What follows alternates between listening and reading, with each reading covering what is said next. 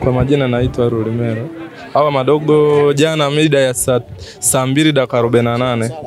Mmoja alikuja dukani akanauliza neti, akamwambia na neti za aina mbili, 10,000 kwa 15,000.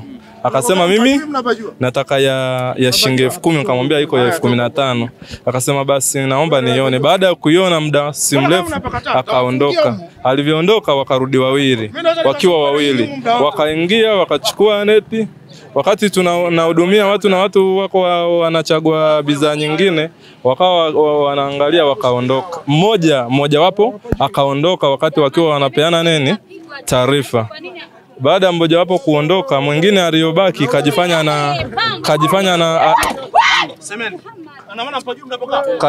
kajifanya anauliza alipa kwa nini kwa M-Pesa, wakati namhudumia mteja mwingine naye kawa ameenda. Kwa hiyo nikachukua zile video nikazisambaza kwa watu. Baadhi ya watu wakasema tunawafahamu. Katika kuwafahamu leo mida ya mchana ndo ikafanyaje? Ndo jamaa mmoja akaniambia wako pale Watanabe. Kaenda nikamuuliza, nikamuonyesha picha, hii picha unaifahamu? Akasema ndio. Ndo tukamleta pale tukaanza kumhoji, ndo akawa anakataa, mwisho wake akakubali, ndo akampigia na mwenzake. Lakini hata ukiangalia kwenye simu zao wana taarifa ambazo wanaonyesha kwamba kuna utapeli, namna wanatapeli watu. Naitwa Tausi Selemani, kwa jina maarufu naitwa Tausi Nyembo. Hapo kwa jirani yangu kulikuwa kuna wizi mdogo unaoendelea. Paka akafikia hatua kusema weke kamera.